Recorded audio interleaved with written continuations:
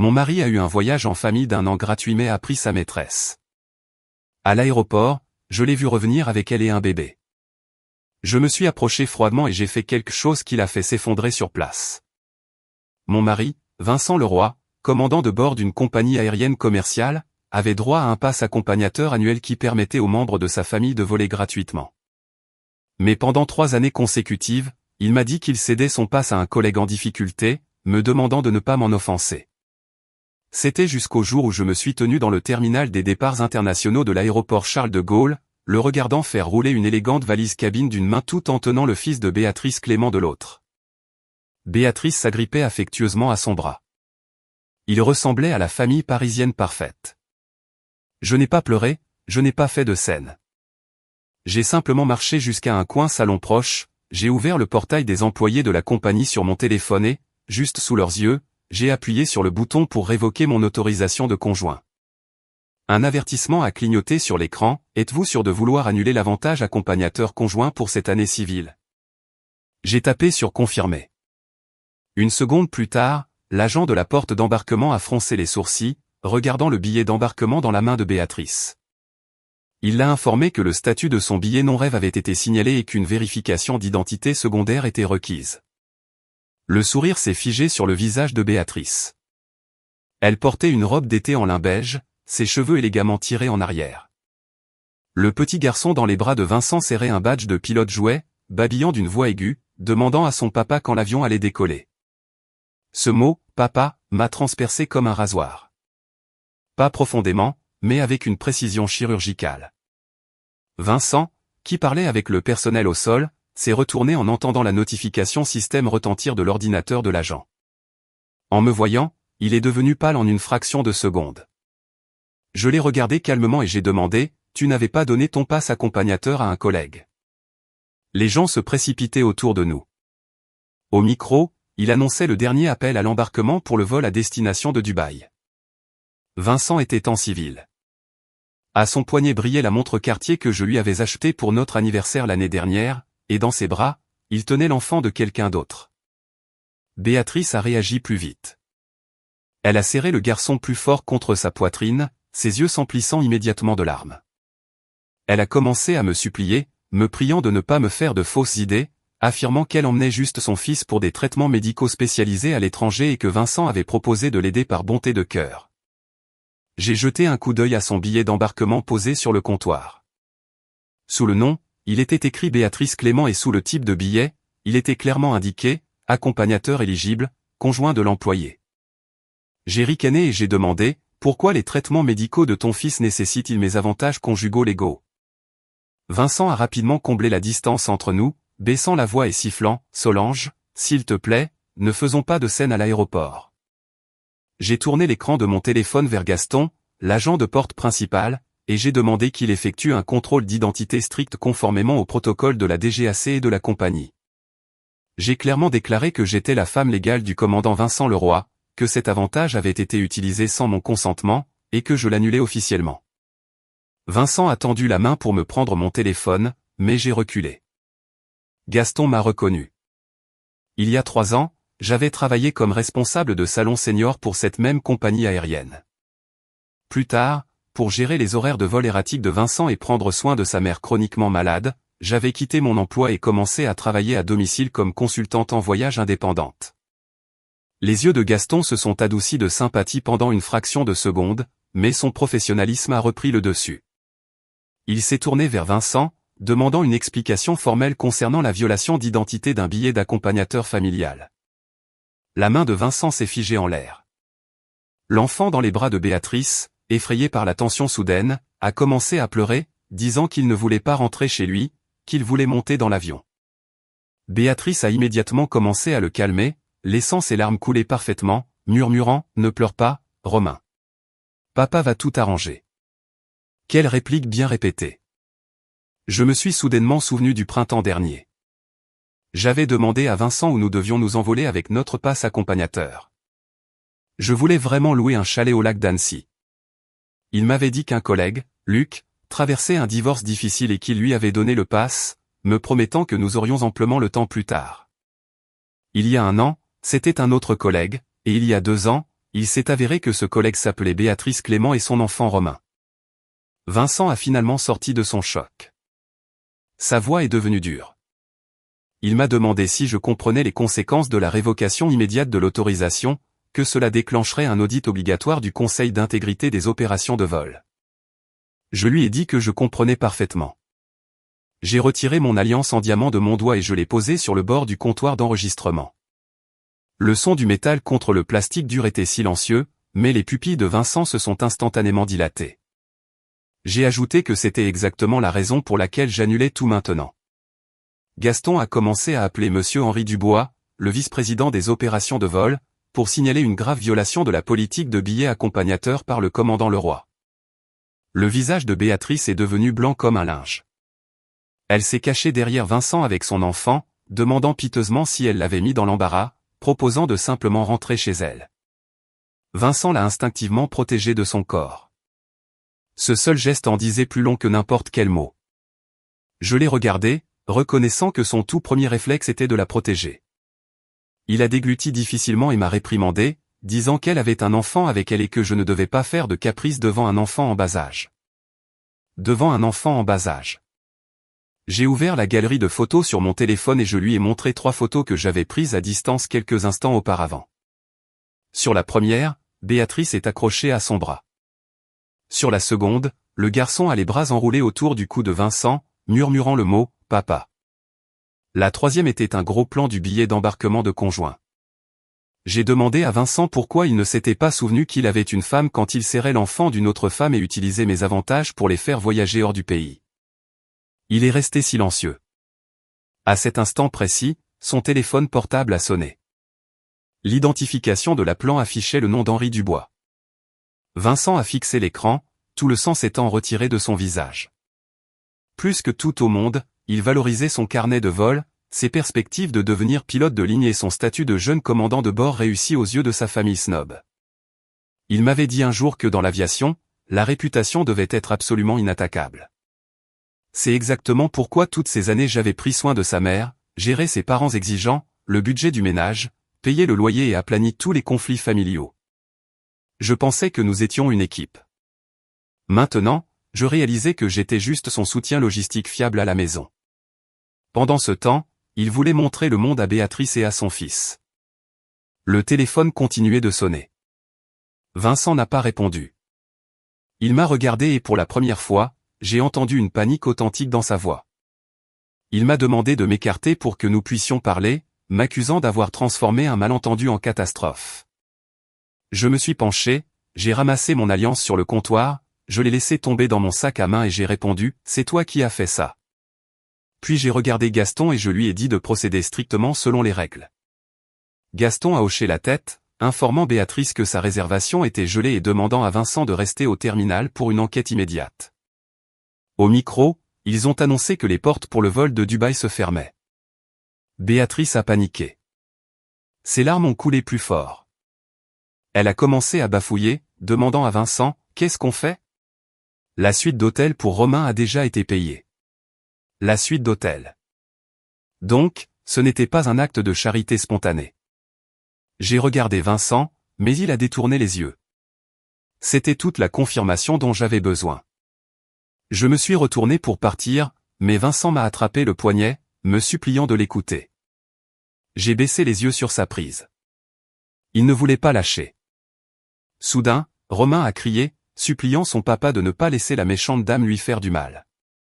La femme légale dans la bouche de cet enfant était la méchante dame. J'ai arraché mon bras de toutes mes forces. J'ai dit à Vincent que jusqu'à aujourd'hui, je pensais juste que notre étincelle s'était éteinte. Mais maintenant, je savais que quelqu'un d'autre vivait dans mon mariage depuis très longtemps. Son visage ressemblait à un cadavre. Le téléphone a cessé de sonner, puis a immédiatement recommencé. Cette fois, il a répondu. Je n'ai pas pu entendre ce qui lui a été dit, mais Vincent a répondu avec dureté à Henri Dubois qu'il se rendait au bureau pour interrogatoire. Les genoux de Béatrice ont cédé. Elle s'est affaissée contre le comptoir. L'enfant sanglotait. Vincent m'a regardé et pour la première fois, j'ai vu une ruine totale dans ses yeux. Non pas parce que j'étais en douleur, mais parce que son monde méticuleusement construit s'effondrait. Au moment où Vincent m'a rattrapé dans le parking de courte durée de l'aéroport, j'étais déjà au volant de mon SUV. Il a ouvert la portière passager et est monté. Il a commencé à crier, exigeant de savoir ce que j'essayais d'accomplir. J'ai tranquillement activé ma dashcam et l'application de mémo vocal sur mon téléphone. Au fil des ans, j'avais appris une chose, ce qu'un homme dit dans une rage aveugle est généralement beaucoup plus proche de la vérité que ce qu'il dit lorsqu'il est sobre et calculateur. Il n'a pas remarqué l'enregistrement. Son esprit était entièrement absorbé par l'appel de l'intégrité de l'entreprise. Il a commencé à me blâmer, hurlant que si l'utilisation abusive du pass accompagnateur était considérée comme une violation, il perdrait sa promotion cette année ou pire, serait cloué au sol sans salaire en attendant une enquête. J'ai bouclé ma ceinture et j'ai répondu calmement qu'il connaissait les risques et qu'il les avait pourtant pris. J'ai fixé mon propre reflet dans le pare-brise. Mon visage était pâle, mais mon regard était tout à fait stable. Je lui ai rappelé que ce n'était pas moi qui avais enfreint les règlements de la DGAC et de la compagnie. Il a chancelé, puis, réprimant sa colère, a commencé à trouver des excuses. Il a affirmé que Béatrice voulait juste emmener ses enfants quelque part de sympa, que les médecins avaient recommandé un changement de climat pour le système immunitaire fragile de Romain, et qu'il voulait juste être un bon ami. Je lui ai demandé si être un bon ami exigeait que l'enfant l'appelle « papa ». Il a soutenu que le garçon ne savait pas mieux, et Béatrice non plus. Il a pincé l'arête de son nez, son ton s'adoucissant. Il m'a rappelé que nous étions mariés depuis 6 ans, que je devais savoir quel genre d'homme il était, jurant sur sa vie qu'il n'y avait rien entre lui et Béatrice.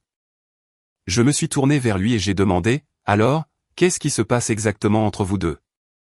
Il est resté silencieux pendant quelques secondes, puis a avoué qu'elle l'avait soutenu pendant ses années épuisantes à l'école de pilotage, et que lorsque son mariage s'est effondré plus tard, elle s'est retrouvée seule avec un bébé. Il ne pouvait tout simplement pas l'abandonner.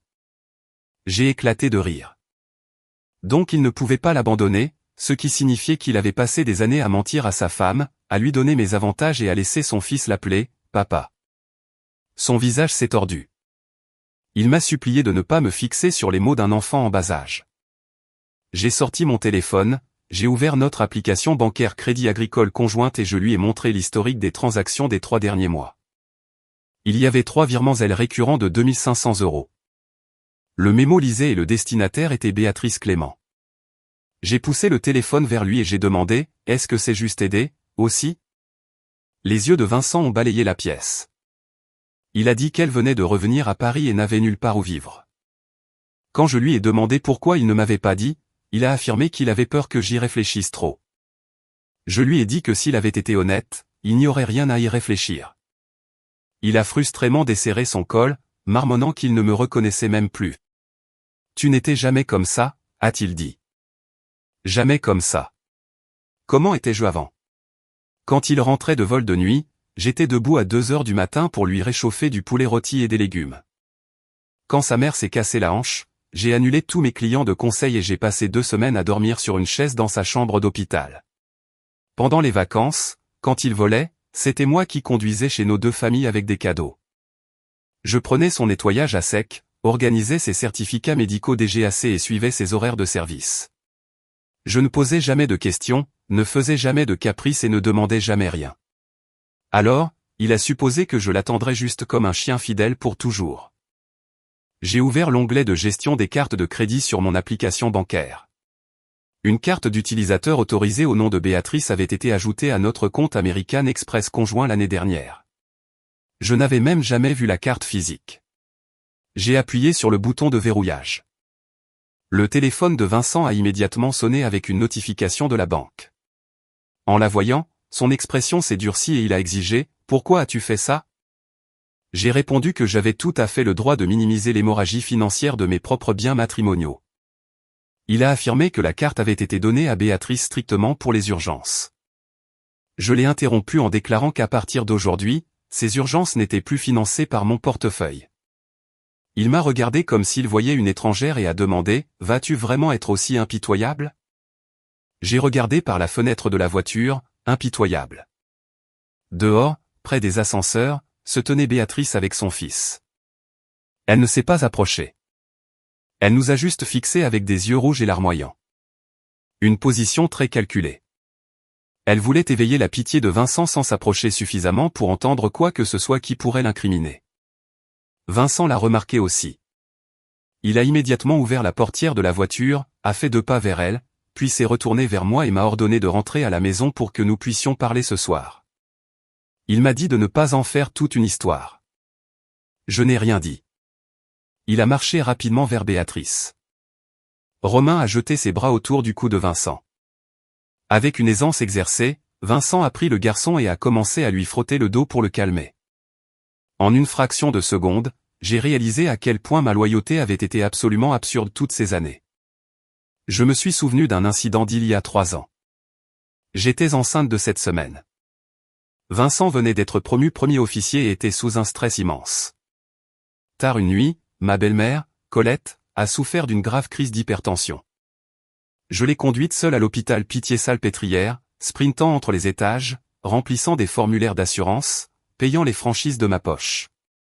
Le lendemain, j'ai commencé à saigner abondamment, et le médecin a ordonné un repos strict au lit. J'ai appelé Vincent. Il a dit que son vol avait été retardé et qu'il viendrait directement à l'hôpital dès l'atterrissage.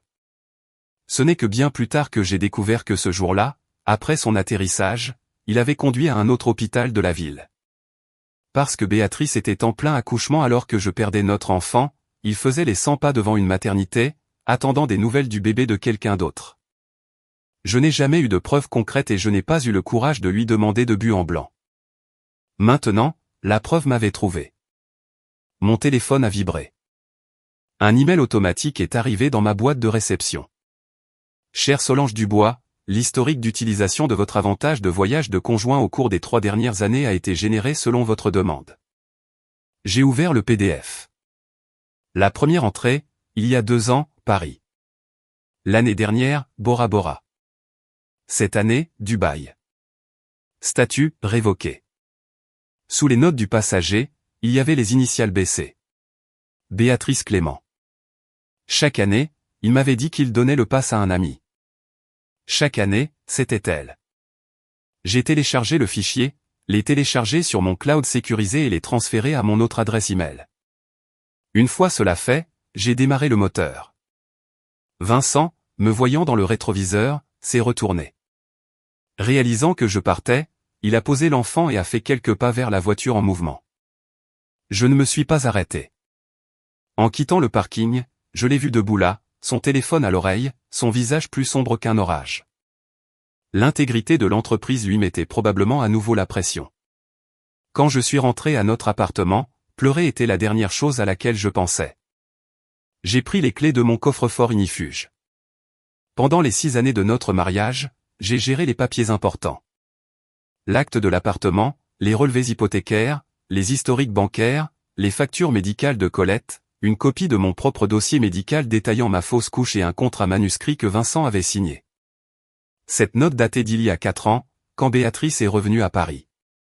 Je m'étais réveillé au milieu de la nuit pour voir un SMS d'elle sur son téléphone. « Vincent, Romain a de la fièvre et n'arrête pas de demander son papa. » Vincent avait expliqué le message en disant que l'enfant manquait juste d'une figure paternelle et babillait des bêtises. Je l'avais cru. Pour calmer mes nerfs, il avait écrit une promesse sur un bloc-notes, jurant qu'il n'y aurait jamais rien de plus qu'une amitié platonique entre lui et Béatrice. Pas de rencontre secrète et absolument aucun soutien financier. L'encre sur le papier était encore fraîche. Mon téléphone a sonné à nouveau. Cette fois, c'était Colette, ma belle-mère. La seconde où j'ai répondu, elle m'a prise à partie en hurlant « As-tu perdu la tête ?» Elle a déblatéré sur l'importance cruciale de la carrière de Vincent et m'a réprimandé pour l'avoir humilié à l'aéroport. J'ai placé la note manuscrite dans un nouveau dossier et j'ai demandé calmement si elle était au courant pour Béatrice et l'enfant. Un silence mortel est tombé sur la ligne. Puis elle a laissé échapper un ricanement froid, affirmant qu'elle plaignait Béatrice. Elle a dit que c'était incroyablement difficile pour une mère célibataire et qu'il n'y avait rien de mal à ce que Vincent l'aide puisque je ne manquais de rien. J'ai fermé les yeux. Il s'est avéré qu'ils savaient tous. J'étais la seule idiote dans l'obscurité. Colette a continué à exiger que je me rende directement au siège social, que je dise au RH que tout n'était qu'un malentendu hystérique et que j'arrête d'être si mesquine. Elle a ensuite eu l'audace d'ajouter que puisque je n'avais pas été capable de donner un héritier à la famille Leroy, je n'avais pas le droit d'interdire à Vincent d'aimer les enfants. Mes phalanges sont devenues blanches, serrant le téléphone. Le jour où j'ai fait ma fausse couche, Colette s'est tenue près de mon lit d'hôpital et m'a dit avec insouciance qu'à un stade aussi précoce, ce n'était même pas encore un vrai bébé, et maintenant elle instrumentalisait mon infertilité. J'ai répondu calmement qu'avec effet immédiat, je coupais les paiements pour son aide à domicile privé. Elle a halté et a exigé que je me répète. J'ai ajouté que les reçus pour ses suppléments haut de gamme, sa physiothérapie et les cadeaux de luxe qu'elle m'avait demandé d'acheter pour ses amis le mois dernier seraient détaillés et facturés directement à Vincent. Elle a hurlé que j'étais une ingrate, mais j'ai simplement raccroché. Puis j'ai ouvert mon MacBook et créé un nouveau dossier sur le bureau. Le titre était 2 mots, preuve de divorce. À 20h, Vincent n'était toujours pas rentré. Il a envoyé un SMS, réunion RH a duré longtemps. Serait en retard. Ne parle à personne. Le ton n'était pas celui d'un mari. C'était un ordre à un subordonné. Je n'ai pas répondu. J'ai traversé tout l'appartement, de l'entrée à son bureau. J'avais conçu chaque centimètre de cet endroit de mes propres mains. Vincent aimait les meubles en noyer foncé. J'avais conduit jusqu'à 3 salles d'exposition différentes pour commander les pièces sur mesure. Colette se plaignait des odeurs de la cuisine ouverte. Alors, j'avais payé de ma poche pour installer une élégante cloison en verre. Quand Vincent rentrait des vols internationaux et ne pouvait pas dormir, j'avais installé des stores occultants et des fenêtres insonorisées. Mon empreinte était partout. Mais maintenant, dans ce sanctuaire, j'ai commencé à trouver des traces d'une autre femme. Sur l'étagère supérieure du placard à chaussures, caché à l'arrière, se trouvait une paire de chaussons pour enfants avec l'étiquette encore dessus. Dans la commode de la chambre d'amis, j'ai trouvé un changement de vêtements pour un petit garçon. Dans le tiroir du bas du bureau de Vincent, j'ai découvert une boîte de patchs contre la fièvre pour enfants et une photocopie d'un carnet de vaccination pédiatrique. Nom du patient, Romain Clément. Mère, Béatrice Clément. Contact d'urgence, Vincent Leroy. Relation au patient, père. J'ai longtemps fixé ce mot. Père. Pas étonnant que l'enfant l'appelle si facilement comme ça. Pas étonnant que Béatrice n'ait même pas essayé de maintenir une distance respectable à l'aéroport. Ils n'avaient pas juste commencé à jouer à la famille. Ils avaient simplement été pris en flagrant délit par moi pour la première fois. J'ai photographié chaque article, les ai placés dans des sacs Ziploc transparents comme une enquêtrice de scène de crime, et j'ai continué à chercher. Glissé à l'intérieur d'un livre évidé sur son étagère, j'ai trouvé un contrat de location résidentielle. Adresse, un appartement de 2 chambres à Montmartre, Paris. Locataire, Vincent Leroy. Occupant, Béatrice Clément, Romain Clément. Loyer mensuel, 2500 €. Compte de paiement, compte courant commun de Vincent et Solange. Date de signature, il y a 2 ans. Je me suis creusé la tête pour me souvenir de quel jour il s'agissait. C'était notre anniversaire de mariage. Il avait promis de m'emmener dans un restaurant étoilé au guide Michelin, mais avait annulé à la dernière minute, affirmant qu'il avait été appelé à une réunion d'urgence des régulateurs. Je suis resté à une table près de la fenêtre du restaurant de 19h à 22h, seul. Le serveur n'arrêtait pas de demander si je voulais commander le plat. Je n'arrêtais pas de dire que j'attendais jusqu'à ce que je reçoive enfin un SMS, trop tard, rentre juste à la maison. Il n'était pas bloqué au travail. Il signait un bail pour Béatrice. Mon téléphone s'est allumé. Un SMS de Vincent, maman a dit que tu avais annulé son infirmière. Solange, ne te venge pas sur une femme âgée. J'ai regardé le SMS, laissant échapper un rire sombre. Quand sa mère a été hospitalisée, il était en vol. Quand elle passait ses scanners, il emmenait le fils de Béatrice pour ses vaccins. Quand elle avait besoin de rééducation, j'ai négocié avec les cliniques et payé les meilleures infirmières. Et maintenant, quand j'arrête de payer, c'est appeler, me venger. J'ai répondu, à partir d'aujourd'hui, chacun s'occupe de ses propres parents. J'ai compilé le total des dépenses pour ta mère. Attends la facture ce soir. Il a appelé immédiatement. J'ai laissé la messagerie vocale prendre le relais. J'ai ouvert les relevés bancaires téléchargés et j'ai commencé à surligner chaque transaction. Le loyer de Béatrice. Les copaiements du pédiatre de Romain, un dépôt massif à un hôpital pour la mère de Béatrice, des cours d'éveil pour tout petit, des vitamines importées, même un pass annuel pour Disneyland Paris. Chaque poste me donnait l'impression d'une gifle. Nous étions mariés depuis 6 ans. En raison de ma santé fragile après la fausse couche, j'ai subi d'innombrables traitements de fertilité alors qu'il me disait qu'il n'y avait pas d'urgence, que nous étions parfaitement heureux, juste nous deux.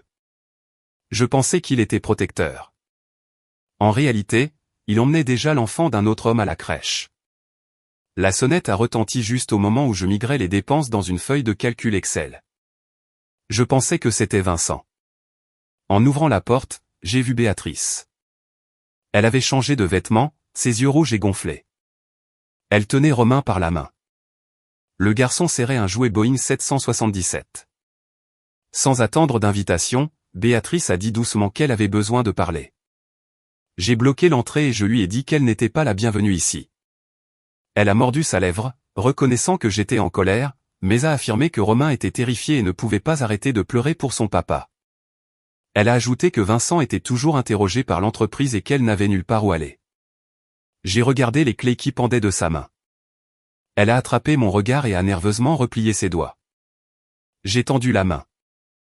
Son visage a changé alors qu'elle bégayait, expliquant que c'était des clés de rechange que Vincent lui avait données au cas où Romain tomberait malade pendant qu'ils étaient en ville afin qu'ils puissent avoir un endroit pour se reposer. Je n'ai pas bougé. Soudain, Romain m'a crié que j'étais une méchante dame, que c'était la maison de son papa et que sa maman avait dit qu'ils allaient vivre ici bientôt. Silence de mort. Béatrice a paniqué et a claqué sa main sur la bouche de l'enfant, s'excusant frénétiquement, disant que c'était juste l'imagination débordante d'un enfant et me suppliant de ne pas le prendre à cœur. Je l'ai fixé et j'ai dit, ce n'est pas l'imagination d'un enfant. C'est ce que tu lui as appris à dire. Des larmes ont immédiatement commencé à couler sur le visage de Béatrice. Elle a juré sur sa vie que ce n'était pas vrai, sanglotant, me demandant pourquoi je pensais qu'elle était un tel monstre. Elle a joué la carte de la victime à la perfection, disant qu'elle n'était qu'une mère célibataire en difficulté qui n'avait pas eu de chance dans la vie comme moi, ayant un mari prospère, un appartement de luxe et un statut social élevé. J'ai ricané. Mon mari tient son enfant. Mon appartement abrite ses affaires. Mon compte bancaire paie son loyer, et elle a l'audace de parler de mon statut, a-t-elle pâli. Dans la seconde qui a suivi, Béatrice est soudainement tombée à genoux dans le couloir. Le bruit sourd contre le parquet était fort. Elle a joint ses mains, me suppliant d'aller au siège de la compagnie aérienne et de déclarer que tout n'était qu'un malentendu.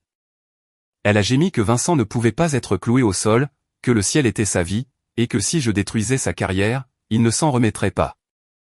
Romain a commencé à pleurer de terreur. Un voisin dans le couloir a jeté un coup d'œil à sa porte. Ce mouvement de sa part était incroyablement calculé. Elle se présentait comme la martyre impuissante et moi comme la tyran sans cœur. Je n'ai pas essayé de la relever. J'ai simplement levé un doigt et pointé la caméra de sonnette connectée au-dessus de nous. Je l'ai informée qu'elle était enregistrée en vidéo haute définition et en audio. Les sanglots de Béatrice se sont instantanément interrompus. Je l'ai invitée à rester à genoux, mais je lui ai demandé de parler un peu plus fort pour articuler clairement depuis combien de temps elle et Vincent volaient avec mes avantages matrimoniaux, de qui elle tenait l'enfant et pourquoi il appelait mon mari, papa. Elle s'est lentement levée. Les larmes ont disparu. Le masque de la victime fragile s'est brisé.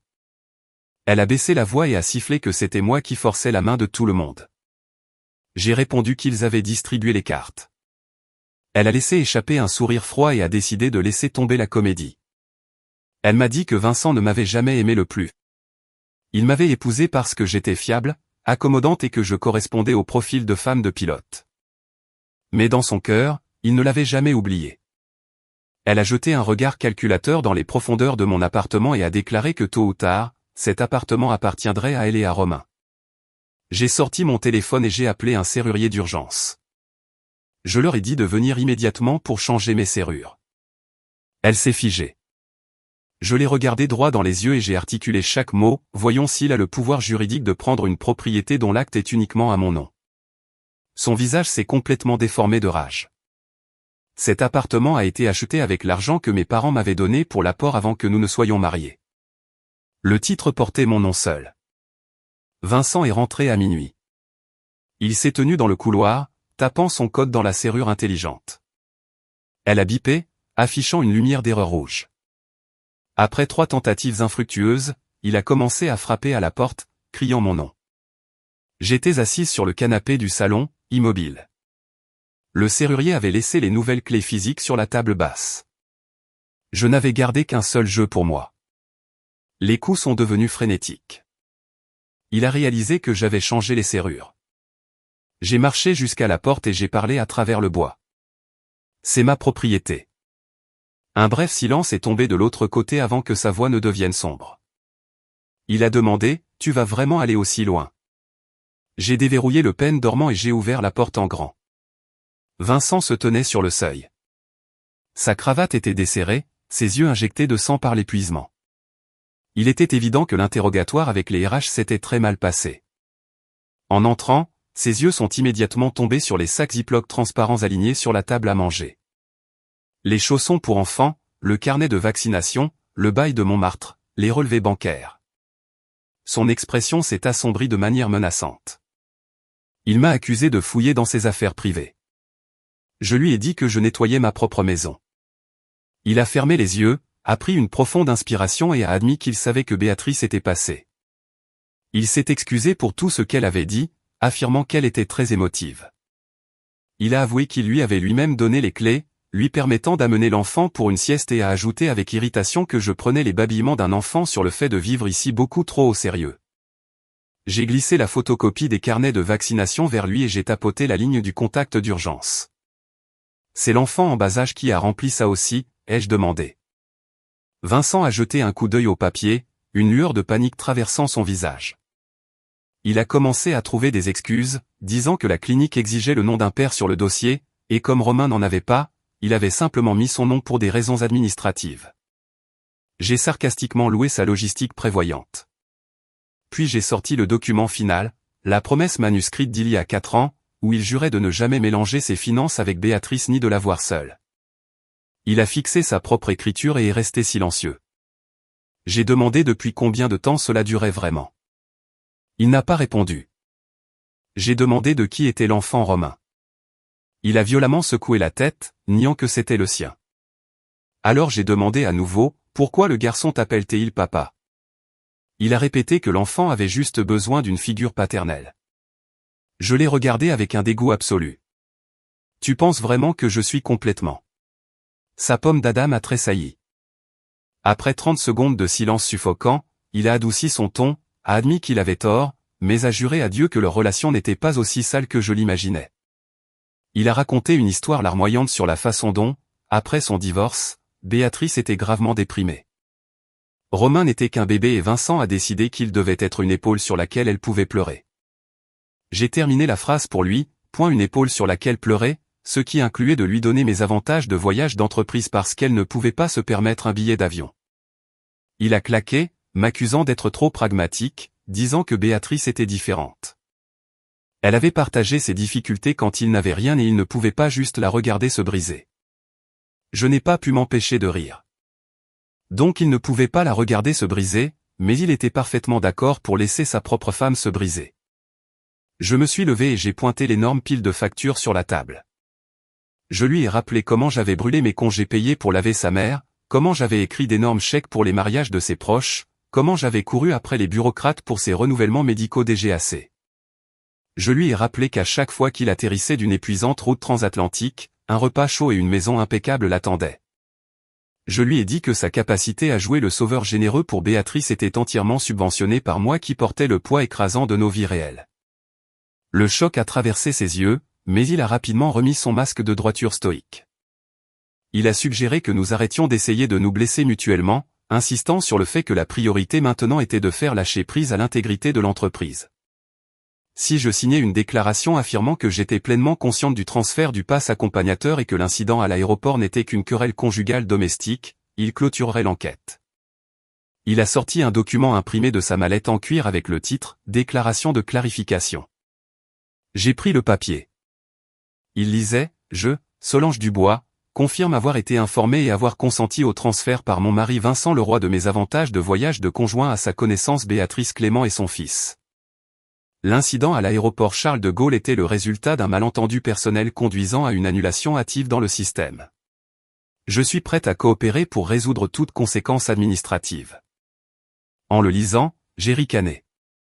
Il voulait que je me sacrifie et que j'aie l'air d'une femme au foyer hystérique et jalouse pour sauver son emploi. Il est resté silencieux. J'ai jeté le papier sur la table et j'ai demandé, qui a écrit ça?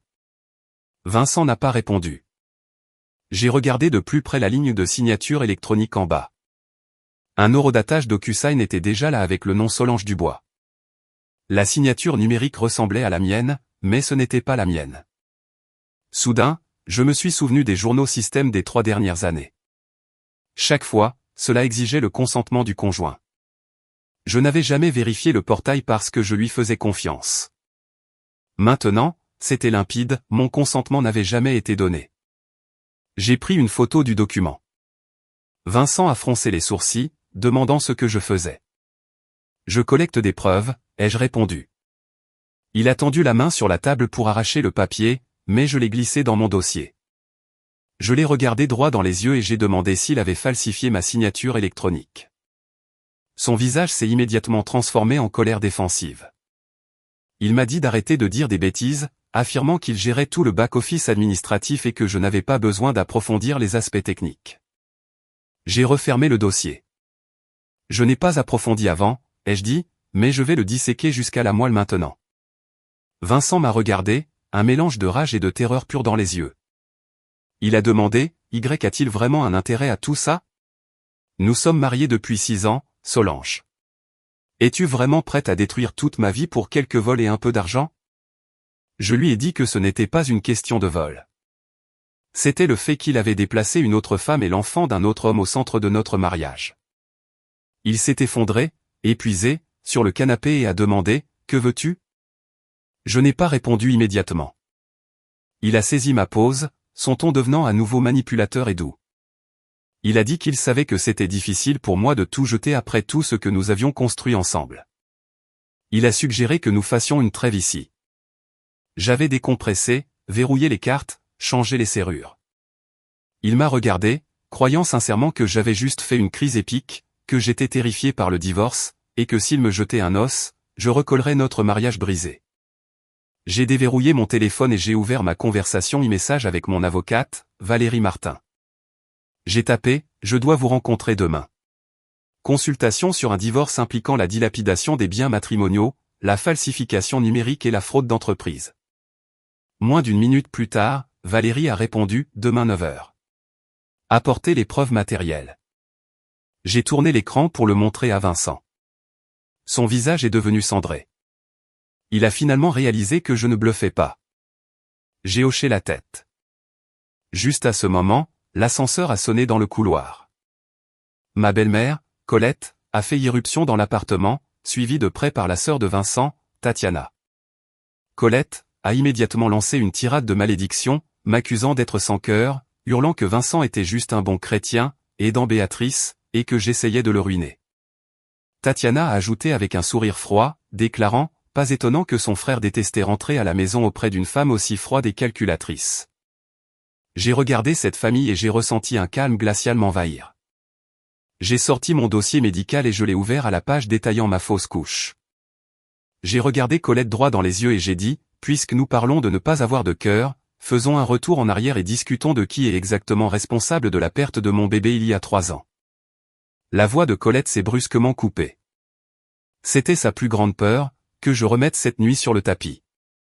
Pas par pitié, mais par une culpabilité écrasante.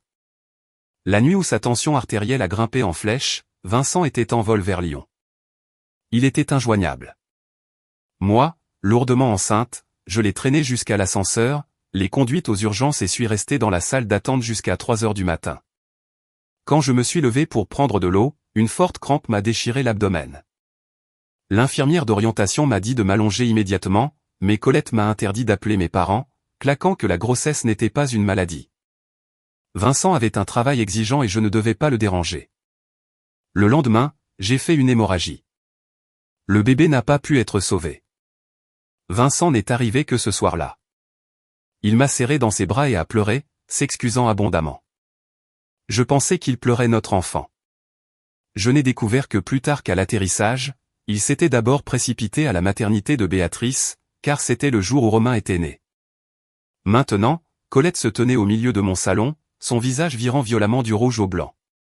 Tatiana, à qui on n'avait jamais raconté cette histoire, avait l'air confuse et l'a écarté avec irritation, disant que sa mère n'avait pas causé la fausse couche. J'ai posé le dossier médical sur la table et j'ai acquiescé. Non, elle ne l'a pas fait. J'ai tourné mon regard vers Vincent. Mais ton frère sait exactement où il était ce jour-là. Vincent avait l'air de vouloir vomir. Colette a rapidement élevé la voix, exigeant que nous ne remuions pas le passé, et a recentré la discussion sur Romain. Elle a déclaré que le garçon était un petit ange, et qu'il n'y avait absolument aucun mal à ce qu'il appelle Vincent, papa, surtout depuis que je ne pouvais clairement pas en fournir un moi-même. Un silence lourd et mortel a étouffé la pièce. Vincent a froncé les sourcils et a attrapé le bras de sa mère, la tirant en arrière. Il a finalement réalisé qu'elle avait franchi une ligne dont on ne revient pas, mais c'était trop tard. J'ai pris ma feuille de calcul. J'ai informé Colette qu'au cours de mon mariage, le montant total de mes revenus de consultante personnelle dépensés pour ses factures médicales, son aide à domicile et ses cadeaux de luxe s'élevaient précisément à 65 000 €. Elle a halté, demandant pourquoi je tenais un registre. Je lui ai dit que le compte était officiellement clos. Elle s'est hérissée, me rappelant qu'elle était ma belle-mère. Je l'ai coupée, plus pour longtemps. Tatiana a explosé, refusant de croire que je voulais réellement divorcer. Elle a ricané en disant que les femmes faisaient la queue pour un commandant de bord aussi bien payé que son frère. Je l'ai regardé et j'ai ajouté, oui, y compris Béatrice Clément.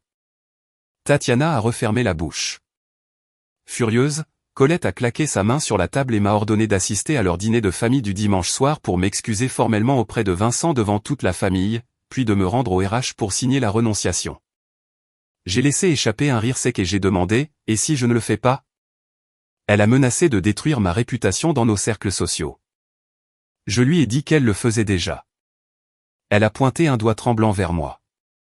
Vincent est finalement intervenu, suppliant sa mère de partir. Colette a refusé, jurant de rester jusqu'à ce que j'arrête de saboter sa carrière. Épuisé, Vincent a dit qu'il s'en occuperait lui-même. Puis il m'a regardé, une menace à peine voilée dans sa voix, et m'a ordonné de me présenter au dîner de demain pour que nous puissions régler cela en interne. J'ai hoché la tête et j'ai accepté. Ils ont tous deux semblé stupéfaits, ne s'attendant clairement pas à ce que je cède si facilement. Une lueur de soulagement a même traversé les yeux de Vincent. Il a arrogamment supposé que si je me présentais, cela signifiait que j'étais prête à négocier. Ce qu'il ne savait pas, c'est qu'un grand dîner de famille était la scène parfaite pour mon grand final. Pendant des années, ils avaient traité mes sacrifices comme des obligations.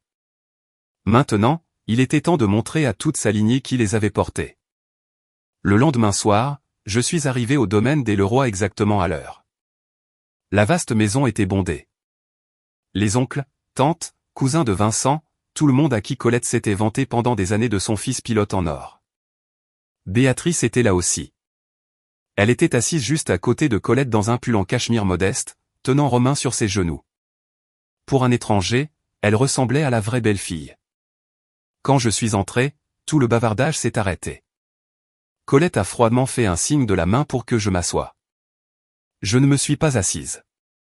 J'ai posé mon sac fourre-tout de marque sur une chaise vide. En me voyant, Romain a enfoui son visage dans l'épaule de Béatrice et a gémi que la méchante dame était là. Les proches ont échangé des regards inconfortables. Béatrice a rapidement fait taire le garçon, faisant semblant de le corriger, mais n'a fait aucun effort pour lui expliquer qui j'étais réellement.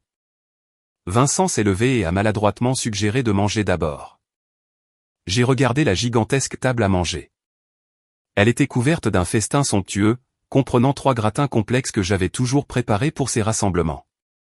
Aujourd'hui, c'était Béatrice qui les servait. Colette a bruyamment loué les talents culinaires de Béatrice, me lançant une insulte à peine voilée sur la façon dont certaines femmes deviennent froides et amères avec l'âge.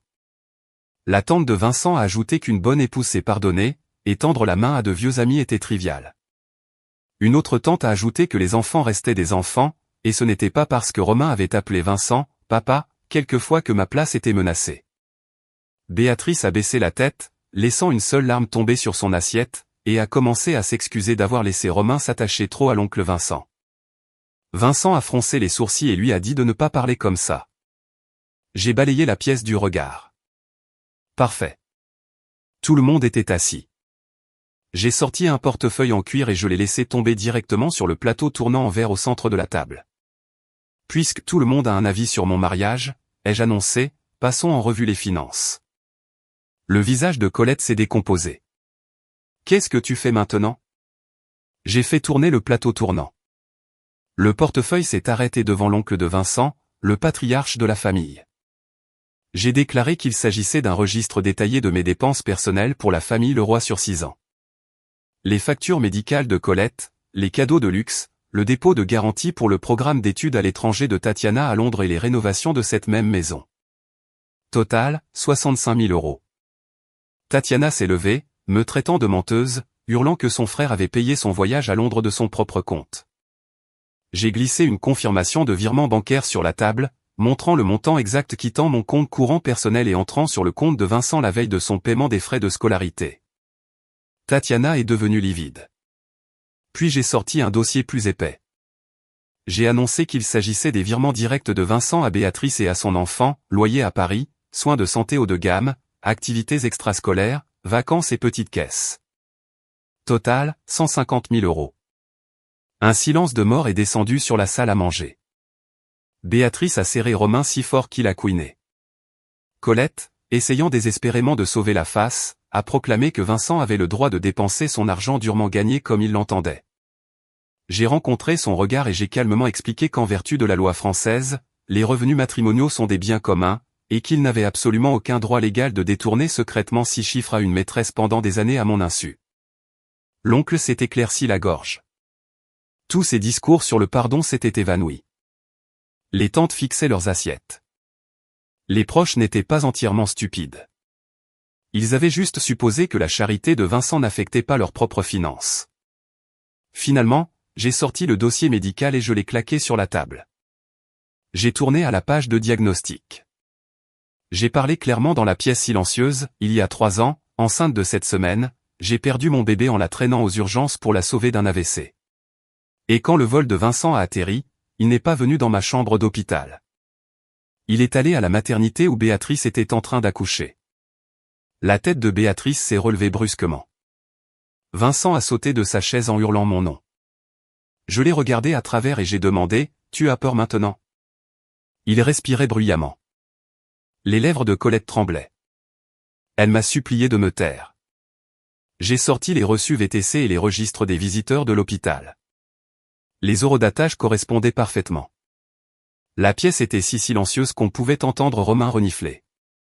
La façon dont les proches regardaient Béatrice a instantanément changé. Il y a une minute, c'était une mère célibataire tragique. Maintenant, c'était le parasite dont un homme marié gardait la porte de l'hôpital pendant que sa femme faisait une fausse couche de son enfant. Le visage de Béatrice était sans couleur. Les larmes sont revenues en force. Elle a commencé à bégayer qu'elle était seule ce jour-là. Je l'ai coupée, et cela signifie que mon mari était obligé d'être votre substitut? Elle n'a eu aucune réponse. Vincent a fait le tour de la table, est venu me faire face et a sifflé à travers des dents serrées, assez. Je lui ai dit que ce n'était même pas près d'être assez. J'ai laissé tomber une pétition en dissolution de mariage sur la table. J'ai dit à Vincent de faire contacter son avocat le mien avant 9 h du matin demain, sinon je demanderai un divorce pour faute et traînerai sa fraude en audience publique. Colette a crié qu'elle n'accorderait jamais de divorce.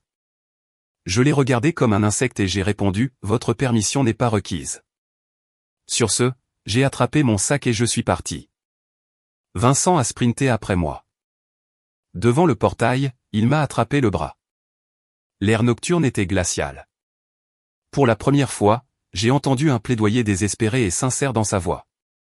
Il a demandé, « Veux-tu vraiment détruire notre famille ?»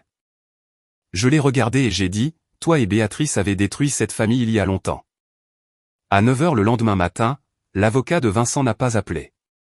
Au lieu de cela, j'ai attendu 20 minutes et j'ai reçu un SMS de Vincent, « L'intégrité de l'entreprise m'a convoqué. Nous discuterons du divorce plus tard. » En lisant cela, j'ai hélé un taxi et je me suis dirigé directement au siège social de la compagnie aérienne à Paris. La salle de conférence d'Henri Dubois était au 42e étage. Quand je suis entré, Vincent était assis à gauche, Béatrice juste à côté de lui. Elle n'avait pas amené l'enfant aujourd'hui. En me voyant, elle a baissé les yeux, jouant le rôle d'une sainte endeuillée. Monsieur Dubois s'est levé et m'a remercié d'être venu. J'ai hoché la tête. Le visage de Vincent avait l'air meurtrier. Il a murmuré entre des dents serrées qu'il m'avait dit d'attendre et de ne pas mêler le divorce à cela. J'ai répondu que c'était le seul endroit où gérer son désordre. Il a sifflé que c'était sa carrière et que je n'avais pas le droit d'y mêler des vendettas personnelles. J'ai rétorqué que le système de passe accompagnateur était une propriété de la compagnie et que son détournement non autorisé de ses avantages à Béatrice était une question de fraude d'entreprise, pas une querelle conjugale. Monsieur Dubois s'est éclairci la gorge et a déclaré qu'il avait appelé toutes les parties pour clarifier 3 points. Premièrement, Béatrice Clément avait-elle une éligibilité légitime pour le pass?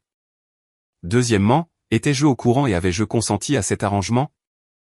Troisièmement, y avait-il eu des contournements frauduleux dans le système d'autorisation informatique au cours des 3 dernières années? Les poings de Vincent se sont serrés sur la table. Béatrice a parlé la première. Elle a regardé Monsieur Dubois dans les yeux et a juré qu'elle n'avait aucune idée que les règles étaient si strictes. Elle a affirmé que Vincent lui avait assuré que j'étais parfaitement d'accord et qu'elle n'avait accepté les billets que parce qu'elle était une mère célibataire sans le sou essayant d'offrir une bonne vie à son fils. Elle a pesé chaque mot avec soin, jetant Vincent sous le bus tout en me dépeignant comme une femme hystérique qui avait changé d'avis rétroactivement pour être vindicative. Monsieur Dubois m'a regardé et a demandé si j'étais au courant. J'ai dit que je n'en avais aucune idée. J'ai étalé les journaux de mes imprimés sur la table en acajou. J'ai expliqué que pendant 3 ans, Vincent avait affirmé qu'il donnait le pass à des collègues masculins. Je n'ai jamais reçu de notification système automatique et je n'ai jamais signé de formulaire de consentement. Vincent a immédiatement interrompu, affirmant qu'il gérait tous les papiers du ménage parce que je n'étais pas doué en technologie. J'ai ri à son nez. Le fait que je ne sois pas experte en informatique ne signifie pas que je vous donne un consentement légal pour falsifier mon nom. Monsieur Dubois a hoché la tête et a demandé à son directeur informatique de projeter les journaux système sur l'écran. Il a montré que pendant 3 ans, le consentement du conjoint avait été autorisé à partir de la même adresse IP, l'iPad de Vincent émis par l'entreprise. Le fichier DocuSign a également été projeté. À première vue, cela ressemblait à ma signature, mais je savais qu'elle était falsifiée. La nuit dernière, Valérie m'avait conseillé d'exiger une analyse graphologique forensique et un audit IP. J'ai sorti le contrat manuscrit original d'il y a 4 ans. J'ai déclaré que c'était l'écriture de Vincent, et en bas, il y avait ma vraie signature agissant en tant que témoin. Je les ai invités à comparer les coups de stylo. Monsieur Dubois a pris le papier et a lancé un regard mortel à Vincent. Vincent avait l'air d'avoir été transformé en pierre. Béatrice a paniqué et a lâché, « Vincent, tu n'avais pas dit que tu t'en étais occupé ?» Tout le monde dans la pièce s'est tourné vers elle. Elle a réalisé instantanément qu'elle l'avait incriminé. Vincent avait l'air de vouloir l'étrangler. Je n'ai pas laissé passer le moment. J'ai demandé à Béatrice ce qu'elle voulait dire exactement. S'occuper de la falsification de ma signature ou s'occuper de votre statut de vol illégal? Ses yeux se sont à nouveau remplis de larmes. Elle a demandé pourquoi j'étais si cruel alors qu'elle avait juste aveuglément fait confiance à Vincent. J'ai ricané et j'ai dit, moi aussi, je lui faisais aveuglément confiance. Un lourd silence a rempli la salle de réunion. Monsieur Dubois a glissé un document vers moi. C'était la déclaration de clarification que Vincent avait essayé de me forcer à signer la nuit précédente. Le texte était en grande partie le même, juste aseptisé en langage d'entreprise. Il affirmait que j'étais au courant de la situation, que la dispute à l'aéroport était une dispute personnelle et que je retirais formellement toutes les plaintes. Il exigeait ma signature en bas. Vincent m'a regardé. Ses yeux suppliaient. Il a murmuré que si je le signais, il me donnerait tout ce que je voulais dans le divorce. Payer toute pension alimentaire que je demandais, juste pour que cela ne marque pas de façon permanente son dossier DGAC. Je l'ai regardé. L'homme était un maître négociateur. Il savait que je l'avais aimé et il croyait sincèrement que mes principes pouvaient être achetés en tirant parti de notre passé. J'ai pris un stylo. Une étincelle d'espoir s'est allumée dans les yeux de Vincent. Béatrice a laissé échapper un soupir de soulagement audible. Dans la seconde qui a suivi, j'ai écrit en lettres majuscules et grasses sur toute la page, « Je ne consens pas document frauduleux ». J'ai fait glisser le papier en arrière. Le visage de Vincent s'est tordu d'agonie. J'ai annoncé que je coopérerais pleinement à l'enquête de l'entreprise et que je soumettais toutes mes preuves. J'ai placé une clé USB argentée sur la table. J'ai énuméré son contenu, 3 ans de relevés bancaires, les historiques de réservation des billets non-rêves, des photos de l'aéroport Charles de Gaulle. Les images de la caméra de sonnette de Béatrice tenant les clés de mon appartement et l'enregistrement audio de Vincent essayant de me contraindre à signer le faux document RH. Vincent a violemment repoussé sa chaise. Elle a grincé contre le sol. Il a rugi, furieux que je l'ai enregistré. Je l'ai regardé comme un insecte et j'ai dit, puisque vous avez essayé de faire de moi le bouc émissaire de votre fraude fédérale, j'avais l'obligation de me protéger. Les lèvres de Béatrice sont devenues bleues. Monsieur Dubois a sévèrement ordonné au commandant Leroy de s'asseoir.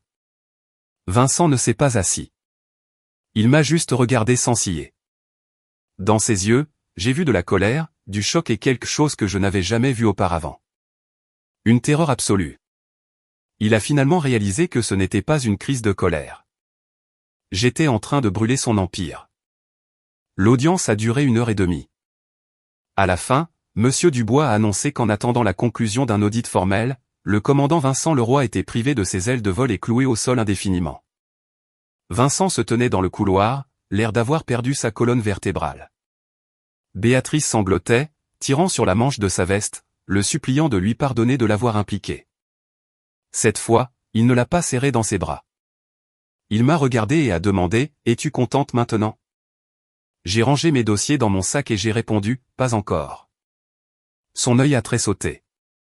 J'ai ajouté « Vous n'avez pas signé les papiers du divorce ». Vincent a accepté de me rencontrer dans un café près du bureau de mon avocate, non pas pour s'excuser, mais pour me glisser sa propre version d'un règlement sur la table. Quand je suis arrivé, il était assis près de la fenêtre. Il y avait 2 tasses de café, un noir, un latte. Il se souvenait toujours que je prenais mes lattes avec un minimum de sucre.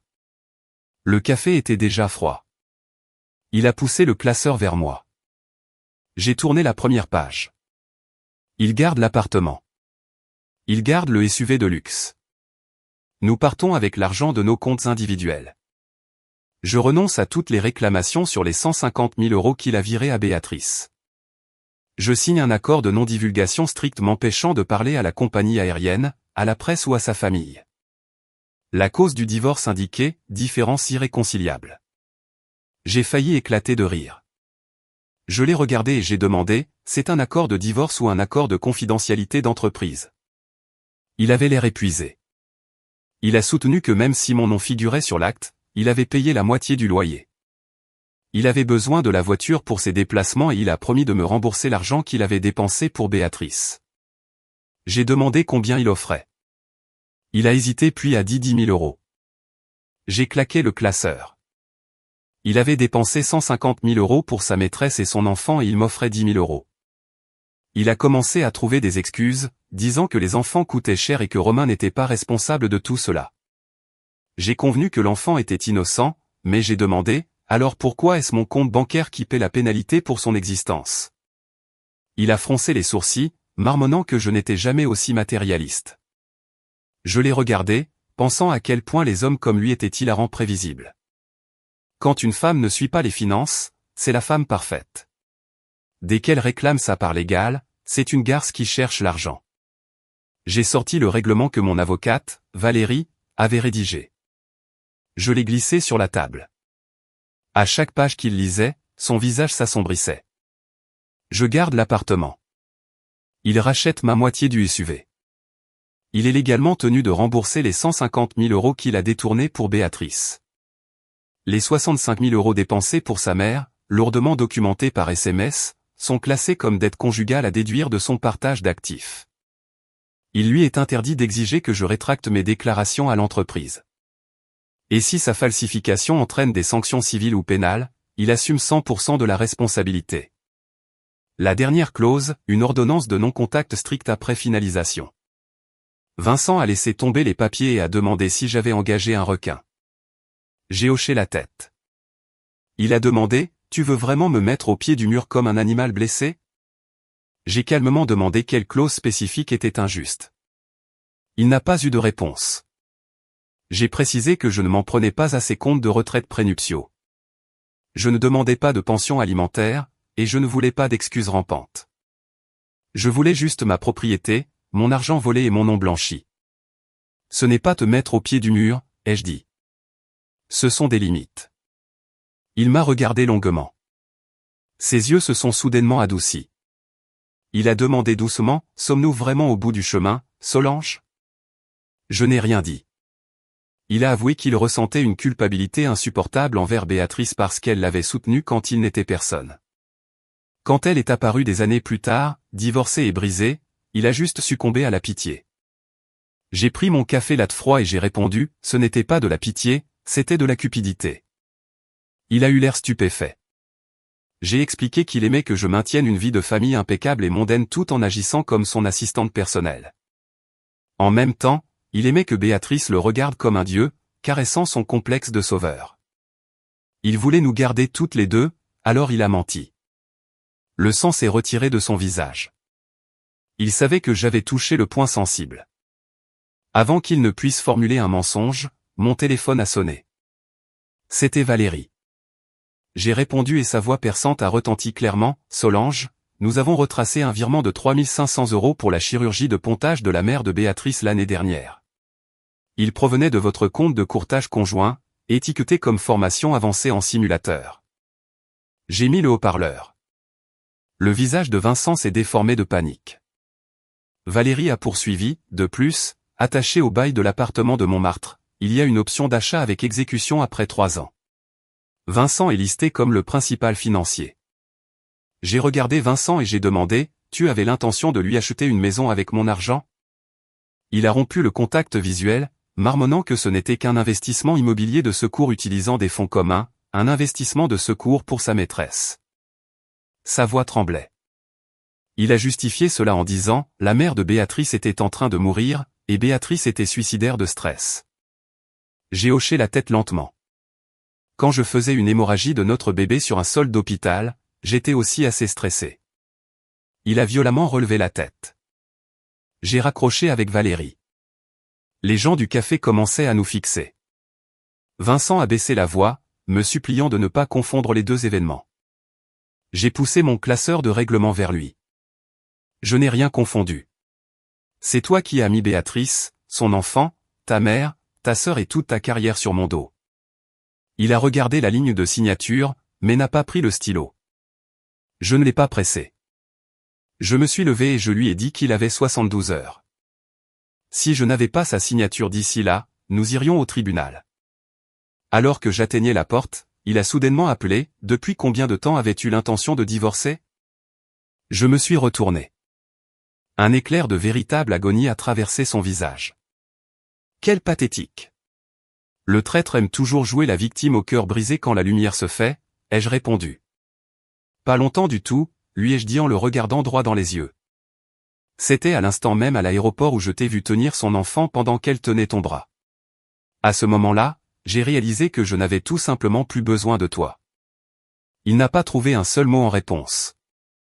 J'ai poussé la porte vitrée et je suis sorti dans l'air frais de Paris. J'ai pris une profonde inspiration. Mon téléphone a sonné à nouveau. Numéro inconnu.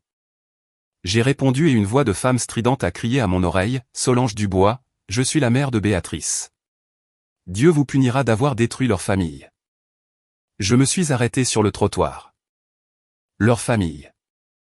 Donc pour la mère de Béatrice, Vincent était de la famille depuis longtemps. Je n'ai pas crié en retour. J'ai juste demandé, « Savez-vous quel compte courant a payé votre chirurgie de pontage de 3 500 € l'année dernière ?» La femme est restée silencieuse. Je lui ai conseillé de commencer à liquider ses biens pour me rembourser et j'ai raccroché. Peu de temps après, Béatrice est passée à l'offensive. Elle a commencé à publier des essais larmoyants dans des groupes Facebook de mamans locaux et sur TikTok. Les titres étaient sensationnels, l'épouse d'un pilote riche humilie publiquement une mère célibataire voyageant pour les soins de son enfant malade. Elle a écrit comment Romain pleurait jusqu'à s'endormir. Elle n'a pas utilisé mon nom exact, mais elle a téléchargé des photos floues du terminal de l'aéroport. Sur les clichés, j'avais l'air d'une vilaine menaçante au comptoir tandis que Béatrice pleurait en tenant Romain, et Vincent les protégeait héroïquement. Les angles étaient un chef-d'œuvre de manipulation. J'avais l'air de maléfique.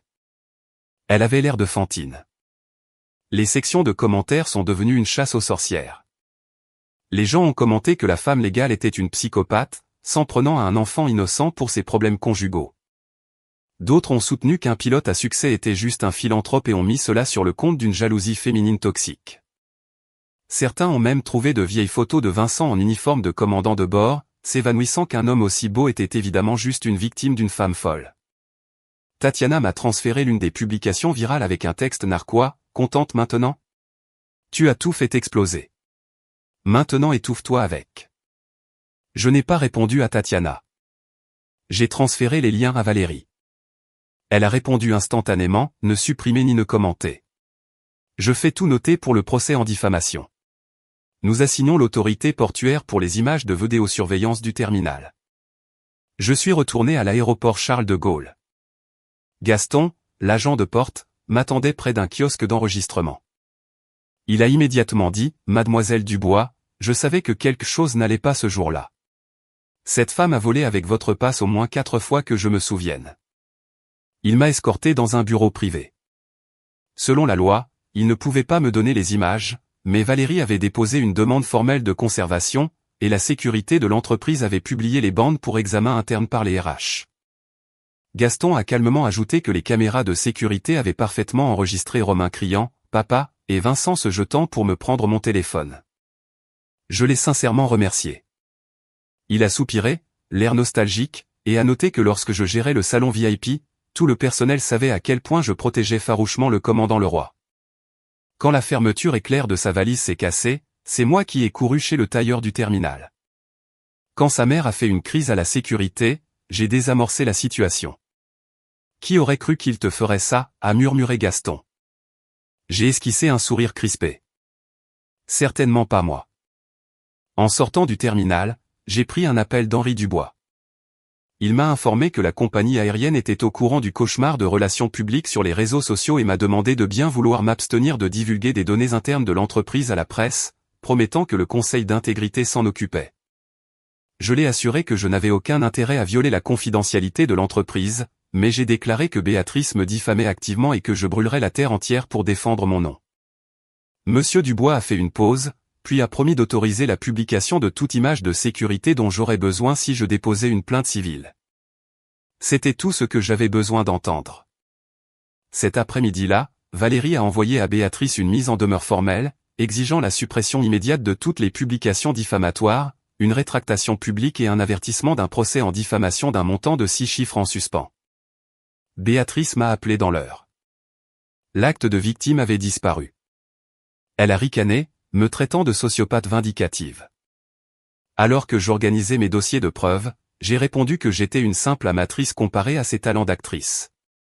Elle a ricané, affirmant qu'une lettre effrayante d'un avocat ne fonctionnerait pas sur elle. Le tribunal de l'opinion publique était de son côté. J'étais la riche femme du baron dans un pantouse. Elle était la mère dévouée en difficulté. Il était évident qui le public protégerait. Je lui ai dit d'attendre de voir. Elle a crié que j'étais juste une coquille stérile, jalouse du fait qu'elle pouvait donner un enfant à Vincent. J'ai arrêté de taper sur mon clavier. Un enfant n'est pas un gilet pare-balles, Béatrice. Elle est restée silencieuse, puis m'a ordonné d'un ton glacial de garder Romain hors de ça. Je lui ai dit que je ne l'avais jamais impliqué, mais le fait qu'elle utilise son fils comme bouclier humain ne lui accorderait pas une immunité à vie contre les conséquences de son extorsion. Elle a raccroché le téléphone. Ce soir-là, une nouvelle vidéo est apparue en ligne. La légende était brutale, femme déséquilibrée annule un billet, laisse un enfant malade bloqué. Le clip était fortement édité. Il ne montrait que les quelques secondes où Romain criait à propos de la méchante dame. Il avait commodément coupé le moment où il appelait Vincent, papa, et flouté complètement le passe de conjoint dans la main de Béatrice. En le voyant, j'ai juste ressenti un profond sentiment de paix. Plus elle se battait, plus elle était terrifiée par la vérité non éditée. Valérie a accéléré une ordonnance du tribunal pour déclassifier les images non éditées du terminal. Le lendemain matin, nous étions assises dans le bureau de Valérie, avenue Montaigne, regardant le flux haute définition sur un énorme moniteur. Sur l'écran, Vincent tient Romain. Béatrice est drapée à son bras. Il marche jusqu'au comptoir. Gaston demande, vous volez avec le pass accompagnateur d'employé aujourd'hui? Vincent hoche la tête. Béatrice rayonne d'un sourire éclatant et dit, oui, nous sommes une famille. Mes phalanges sont devenues blanches. Nous sommes une famille. Elle l'a dit avec une telle facilité terrifiante. Puis Romain pointe du doigt et crie « Papa ». Vincent baisse les yeux et répond instinctivement. Il ne corrige pas le garçon. Il en prend acte. Valérie a mis la vidéo en pause et a dit « Ce clip de 5 secondes à lui seul suffit à anéantir son martyr internet. » J'ai dit à Valérie de ne pas le publier. Valérie a haussé un sourcil. J'ai expliqué, nous attendons l'audience disciplinaire finale des RH. Je veux que leur masque soit arraché au moment même où ils se battent le plus fort pour sauver leur propre peau. Cette nuit-là, Vincent s'est présenté à mon immeuble. Il se tenait devant la porte de l'appartement, mais ne pouvait pas entrer. Il a appelé mon portable et a juré qu'il n'avait pas incité Béatrice à la campagne de diffamation sur les réseaux sociaux. J'ai demandé et il a promis qu'il la forcerait à les supprimer. Je lui ai dit que mon équipe juridique s'en occupait et que son intervention n'était pas requise. Il est resté silencieux pendant longtemps, puis a murmuré « Solange. Romain a dû faire une prise de sang de routine aujourd'hui. » J'étais sur le point de raccrocher, mais j'ai fait une pause. La voix de Vincent sonnait creuse comme un fantôme. Biologiquement parlant, sur la base de nos groupes sanguins, il n'y a absolument aucune possibilité mathématique que je sois le père de ce garçon. J'ai fermé les yeux. Quelle ironie poétique absolue. Il avait systématiquement détruit ma vie, mes finances et ma santé mentale pour cet enfant au fil des ans. Et ce n'est que maintenant qu'il se donnait la peine de vérifier sa paternité. Je lui ai dit que c'était entre lui et Béatrice. Il a demandé, sa voix se brisant, « Tu savais ?» J'ai dit que non, et que je m'en fichais. « Solange, je crois que j'ai été manipulé », a-t-il étouffé. J'ai laissé échapper un rire aigu. « Vincent, qu'elle t'ait arnaqué ou non n'efface pas le fait que tu m'as arnaqué. » Un silence épais comme du goudron a rempli la ligne. J'ai raccroché. Dehors, la skyline de Paris s'obscurcissait. J'ai glissé la clé USB avec les images de l'aéroport dans mon dossier principal, les étiqueté, pièce 8, et je suis retourné me préparer pour le tribunal d'entreprise. Après que Vincent l'ait confronté au sujet des groupes sanguins, Béatrice est passée en mode panique totale, elle a effacé ses comptes de réseaux sociaux des publications d'attaques et a téléchargé une excuse pathétique et larmoyante. Elle a affirmé qu'elle était submergée par le stress médical, que ses mots avaient été mal interprétés et a supplié les gens de laisser son enfant tranquille.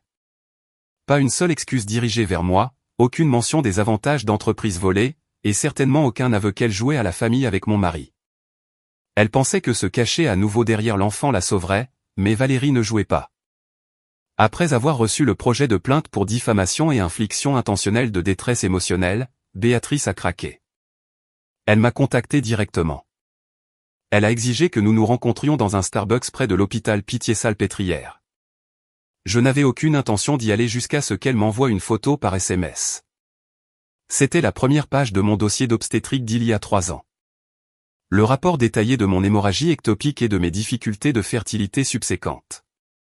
Le texte disait « Retirez la plainte, blanchissez Vincent auprès des RH et signez l'accord de confidentialité. » Ou « Je divulguerai à tout le monde que vous êtes une femme stérile et défectueuse. » J'ai fixé le message, et tout le reste d'empathie humaine que j'avais pour elle s'est évaporé. Je ne suis pas allé au café parce que j'avais peur. J'y suis allé pour savoir exactement qui lui avait tendu une arme chargée. Béatrice était assise dans une cabine d'angle, l'air hagard, sans maquillage, avec des cernes sous les yeux. Dès que je me suis assise, elle a glissé la photocopie de mon traumatisme médical sur la table. Retirez la plainte. Blanchissez Vincent auprès des RH. Signez une déclaration disant que tout va bien entre nous. J'ai regardé le papier et j'ai demandé, qui vous a donné cela? Elle a souri. Est-ce que ça compte? Ça compte, ai-je répondu. C'était Vincent ou sa famille? Elle s'est penchée.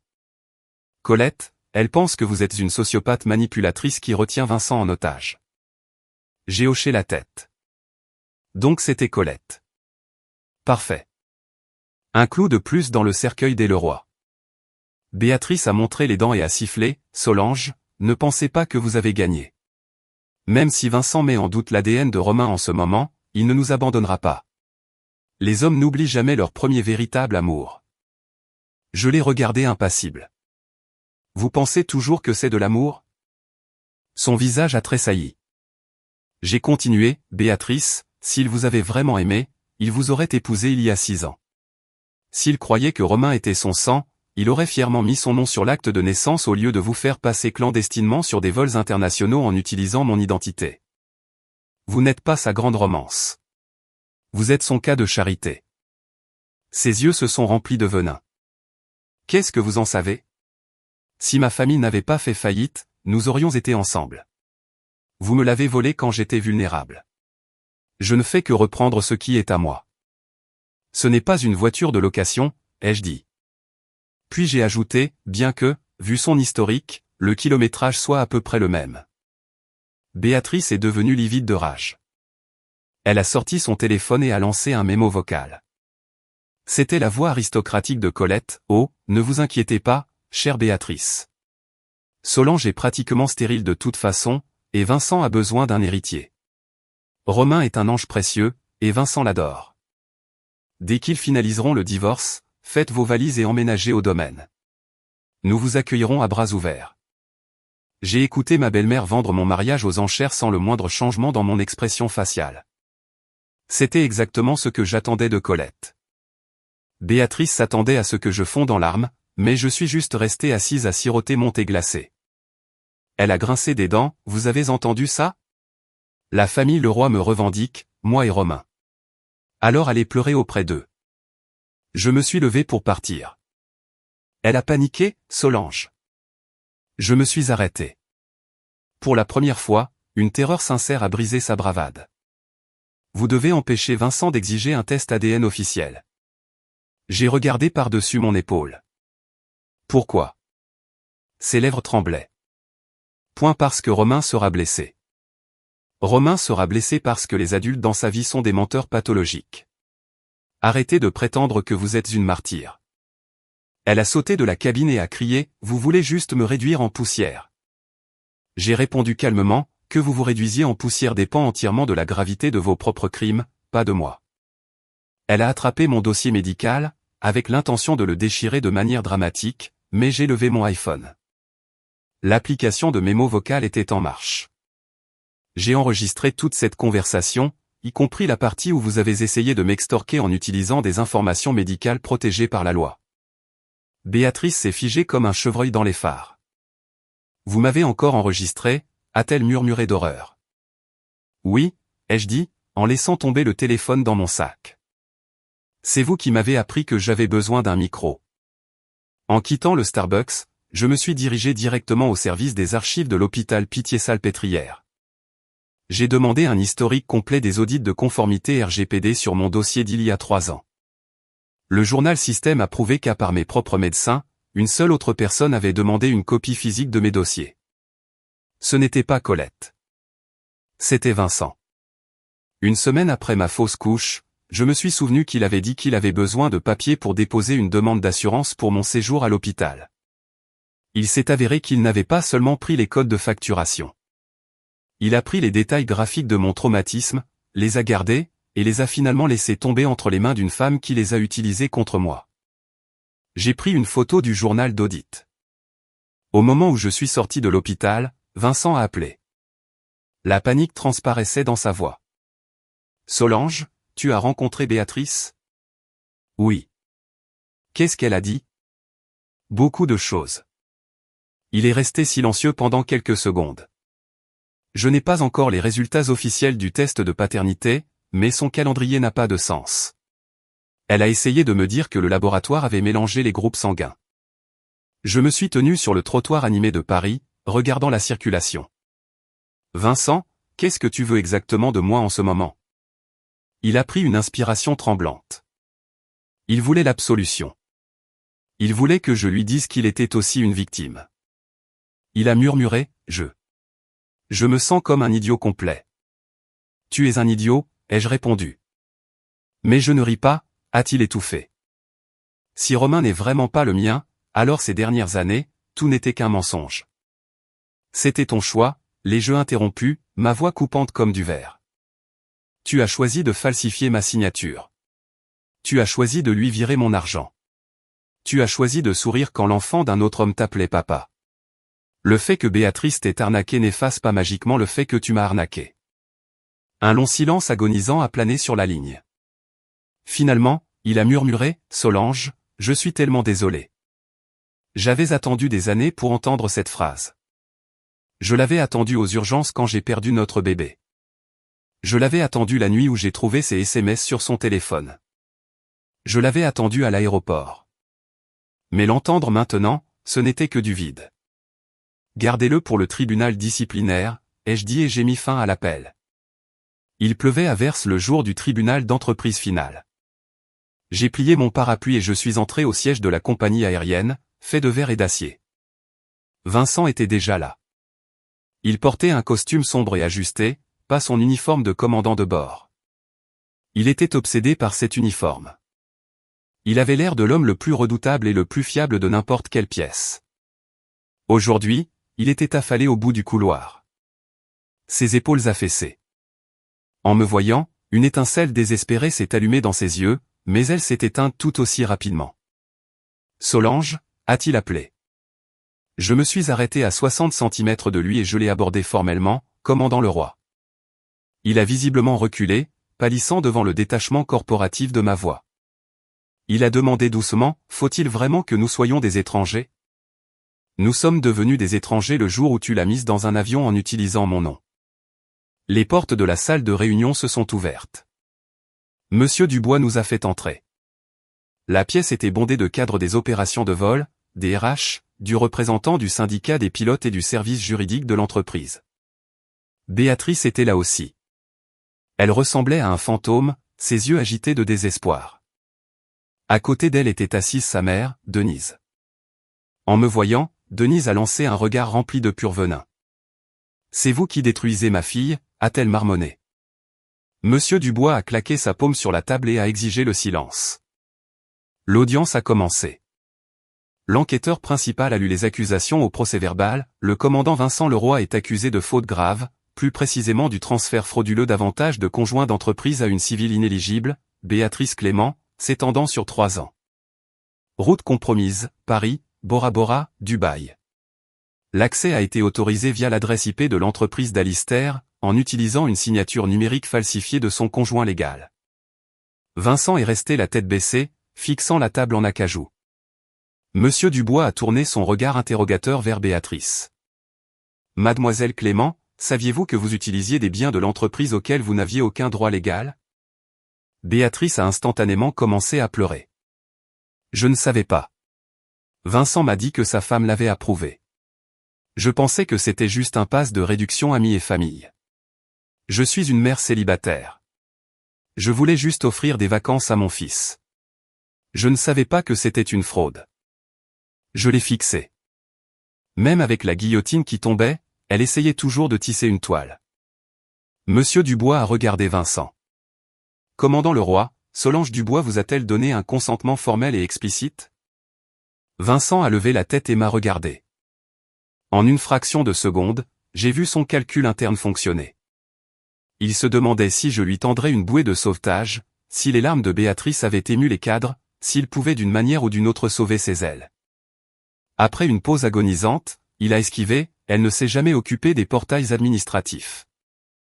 Monsieur Dubois a claqué sa main sur le bureau. Répondez directement à la question, commandant. Vincent a fermé les yeux. Non, je n'avais pas son consentement explicite. Béatrice a tourné la tête vers lui sous le choc, Vincent. Il ne l'a même pas regardé. Je savais que ce n'était pas un éveil moral soudain. Il était juste piégé par une montagne de preuves numériques qu'il ne pouvait pas démentir. Quand ce fut mon tour, je me suis levé et j'ai branché ma clé USB sur le projecteur de la salle de réunion. Pièce A, les images de sécurité 4K non éditées de l'aéroport Charles de Gaulle. Sur l'écran géant, Béatrice s'accroche au bras de Vincent, affichant un sourire éclatant à l'agent de porte. Oui, nous sommes une famille. La salle de réunion était silencieuse. Béatrice est devenue raide. Sa mère a sauté, bégayant, elle a juste fait une erreur de langage. Pièce B, les formulaires d'admission pédiatrique de Romain. Contact d'urgence, Vincent Leroy. Relation, père. Pièce C, les journaux IP prouvant que la falsification DocuSign provenait de l'iPad de Vincent. Pièce D, l'analyse graphologique forensique de la fausse lettre DRH. Pièce E, les registres de comptes bancaires conjoints montrant 150 000 € détournés vers Béatrice. Pièce F, le bail de l'appartement de Montmartre et le chèque de banque de 3 500 € pour la chirurgie de pontage de Denise. À chaque diapositive, le teint de Vincent devenait plus gris. Les fausses larmes de Béatrice se sont complètement taries, remplacées par une terreur absolue. Pour mon grand final, j'ai lancé l'enregistrement audio de Starbucks. La voix de Béatrice a résonné sur les murs de l'entreprise, retirez la plainte. Blanchissez Vincent auprès des RH où je divulgue à tout le monde que vous êtes une femme stérile et défectueuse. Quand l'enregistrement s'est terminé, le seul son dans la pièce était la pluie battante contre les fenêtres du sol au plafond. Monsieur Dubois a regardé Béatrice avec un dégoût total. Avez-vous quelque chose à ajouter, mademoiselle Clément? Ses lèvres tremblaient de manière incontrôlable. J'étais acculé. J'étais terrifié. J'élève un garçon seul. Je n'avais pas le choix. J'ai pris la parole, ma voix coupant la pièce comme un scalpel. Le fait que vous vous soyez senti acculé dans la vie ne vous donne pas le droit d'utiliser mon identité, mon compte bancaire et mon mariage comme votre échappatoire personnel. Elle m'a regardé et pour la première fois, le masque a complètement glissé, révélant une haine pure et non filtrée. Vous avez tout, Solange. Une carrière, un pantouse, de l'argent. Pourquoi ne pouviez-vous pas simplement laisser tomber? Parce que vous n'avez pas juste pris les restes, ai-je répondu froidement. La pièce est devenue immobile. Vous avez pris ma dignité. Vous avez pris ma confiance conjugale. Vous avez volé les ressources destinées à construire ma famille, et vous avez utilisé mon traumatisme médical comme une arme pour le cacher. Vincent a violemment relevé la tête, me fixant. J'ai refusé de le regarder. Le tribunal s'est retiré pendant 2 heures. À leur retour, Monsieur Dubois a rendu le verdict. Le commandant Vincent Leroy est définitivement privé de son statut de commandant. En raison de violations éthiques graves et de fraude, il est rétrogradé au poste d'instructeur de simulateur au sol, sans vol. Il fera face à de lourdes sanctions financières pour rembourser la compagnie aérienne pour l'inventaire de première classe volé. Béatrice Clément est définitivement blacklistée de toutes les propriétés et avantages de la compagnie aérienne et le service juridique de l'entreprise engagera une procédure civile pour les billets fraudés. En entendant le mot « rétrogradé », Vincent a serré le bord de la table si fort que ses phalanges sont devenues blanches. Être cloué au sol était un sort pire que la mort pour un homme dont tout l'ego était lié au ciel. Je n'ai pas ressenti d'euphorie. J'ai juste senti la lourde poussière enfin se déposer. Alors que la pièce se vidait, Béatrice s'est jetée sur moi. Es-tu contente maintenant? Tu l'as cloué au sol. Tu l'as ruiné. Je n'ai pas tressailli. Il s'est cloué au sol quand il a falsifié un document fédéral. Je leur ai juste tendu le stylo. Sa mère s'est précipitée sur moi, criant des obscénités, vipère. Qu'est-ce qui va arriver à ma fille et à mon petit-fils maintenant? J'ai reculé d'un pas alors que Valérie, mon avocate, s'interposait en douceur devant moi. Faites un pas de plus et je ferai en sorte que la police de l'autorité portuaire vous arrête pour agression. Vincent est soudainement intervenu. Il a regardé Béatrice, sa voix rauque et morte. Assez, Béatrice. Elle l'a regardé bouche bée. Vincent, tu me cries dessus. Il a laissé échapper un rire creux et épuisé, crois-tu vraiment que c'est de la faute de Solange? Elle sanglotait, de qui d'autre? Vincent l'a regardé droit dans les yeux, je ne t'ai pas mis un pistolet sur la tempe. Tu as réservé les complexes de luxe. Tu as choisi l'appartement de Paris. Et quand ton enfant m'a appelé papa, tu rayonnais de fierté, n'est-ce pas? Les mots l'ont achevé. Elle a réalisé qu'il la voyait enfin pour ce qu'elle était exactement, mais il était bien trop tard pour les révélations. Je leur ai tourné le dos et je suis sorti. La pluie avait cessé. Valérie a demandé en atteignant le hall, on avance avec le dépôt de divorce? J'ai hoché la tête, pleine vitesse. Le divorce fut étonnamment clinique. Pas de scène de cri cinématographique, juste des montagnes de feuilles Excel, de traces de virements et de dépositions. Valérie était une machine. Puisqu'il n'y a pas d'enfant et que l'appartement est un bien prénuptial sans équivoque, Vincent n'a droit qu'à la moitié des capitaux propres accumulés pendant le mariage. Cependant, nous poursuivons agressivement les 150 000 € de biens matrimoniaux dilapidés qu'il a virés à Béatrice. J'ai hoché la tête. Je ne voulais que ce qui était légalement à moi. Lorsque Vincent a été signifié des papiers, il m'a appelé 17 fois. J'ai bloqué son numéro. Il a eu recours à l'envoi d'un énorme mur de texte par email. Solange, je sais que les mots sont inutiles en ce moment, mais je n'ai jamais voulu te détruire. Je me suis emmêlé dans le passé et j'ai laissé mon ego jouer le sauveur de Béatrice. J'ai arrogamment pensé que je pouvais compartimenter ma vie, mais j'ai juste fini par tout anéantir. S'il te plaît. J'ai envoyé une réponse en 3 mots, rendez-vous au tribunal. Une semaine avant la médiation finale, les résultats officiels de l'ADN sont tombés. Romain n'était pas le fils de Vincent. Je ne l'ai pas appris par la rumeur. Vincent m'a envoyé par email une photo des résultats du laboratoire avec pour objet « J'étais un clown ». J'ai supprimé l'email sans répondre. Le fait qu'il soit un clown était une tragédie construite sur mon traumatisme. Le fait que Béatrice l'ait arnaqué était sa croix à porter. Sa trahison envers moi était la mienne. L'un n'annulait pas l'autre. Le jour où nous avons finalisé le divorce, Colette s'est présentée au tribunal. Elle semblait avoir vieilli de 10 ans. Ses vêtements de marque étaient en désordre. En me voyant dans le couloir, elle a tendu des mains tremblantes. « Solange, ma chérie, s'il te plaît. J'ai dit des choses horribles. Ne m'en veux pas. Vincent a perdu ses ailes. Il a perdu le garçon. Il est dévasté. Je me suis éloigné de sa portée. Madame le roi, vous vous adresserez à moi en tant que mademoiselle Dubois. » Elle a reculé. « Êtes-vous vraiment si froide ? » Je l'ai fixé. Quand vous m'avez dit que mon bébé mort n'était qu'un amas de cellules parce que vous vouliez un héritier en bonne santé, vous étiez bien plus froide. Sa mâchoire tremblait, mais aucun mot n'est sorti. Dans la salle de médiation, Vincent était assis en face de moi. Il avait perdu au moins 7 kilos. Des cernes profonds pendaient sous ses yeux et il avait une barbe hirsute. Le commandant en or arrogant avait disparu. Il ressemblait à un homme qui avait perdu les clés de sa vie et qui regardait une porte verrouillée. Le médiateur a demandé s'il y avait une chance de réconciliation. La tête de Vincent s'est relevée brusquement, oui. J'ai regardé le médiateur, non. Les yeux de Vincent se sont remplis de larmes. Le médiateur m'a demandé de déclarer la cause principale de la dissolution au procès-verbal. J'ai glissé le classeur vers l'avant, 6 ans de fraude financière systémique, d'infidélité émotionnelle, de falsification de documents légaux et de destruction irréparable totale de la confiance conjugale.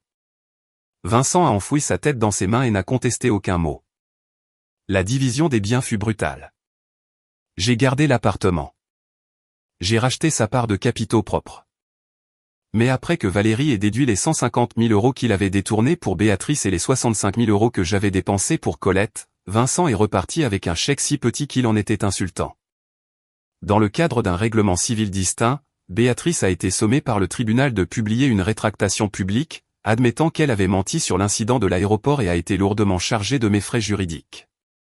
En entendant cela, Colette a halté depuis la galerie, mais qu'en est-il de Vincent ? Il est pratiquement au chômage. Comment est-il censé survivre ? Le médiateur a frappé son marteau pour rétablir l'ordre. Je me suis tourné vers Colette et j'ai dit, quand il leur virait des centaines de milliers d'euros, vous ne vous inquiétiez pas de savoir comment il allait survivre. Elle s'est effondrée sur sa chaise. En quittant le tribunal, Vincent m'a poursuivi dans les escaliers. Solo, je me suis arrêté. Il se tenait quelques marches en dessous de moi, sa voix rauque. C'est fini avec Béatrice. Elle m'a manipulé. Romain n'est pas le mien. Je vois enfin qui m'a réellement aimé, Solange. Je le vois maintenant. Je l'ai regardé. S'il avait dit cela il y a 3 ans, j'aurais pu pleurer dans ses bras. Maintenant, c'était juste pathétique. Vincent, tu n'as pas réalisé qui t'aimait. Tu t'es juste fait manipuler par ta maîtresse. Et maintenant tu essaies désespérément de revenir vers la femme qui a toujours nettoyé tes dégâts. Il est devenu pâle. Ce n'est pas vrai. C'est vrai, ai-je dit. Tu ne m'aimais pas. Tu aimais le luxe d'avoir une femme de ménage, une comptable et une infirmière à domicile qui ne demandaient rien en retour. Des larmes ont débordé de ses cils. Il a tendu la main pour me saisir la main. Je peux réparer ça. Donne-moi une chance de te reconquérir. Tu as toujours voulu voir le monde. Dès que je retrouverai mes ailes, je t'emmènerai partout. Le pass accompagnateur sera strictement le tien. Personne d'autre. J'ai regardé sa main tendue. Il y a 6 ans, il avait tenu ma main à l'hôtel et m'avait promis le monde. Puis il a passé des années à faire voyager une autre femme à travers le monde, et maintenant il m'offrait les restes. J'ai retiré ma main. Vincent, je vais voir le monde, ai-je dit calmement. Mais je ne volerai plus jamais en attente à tes frais. C'était comme si je l'avais abattu.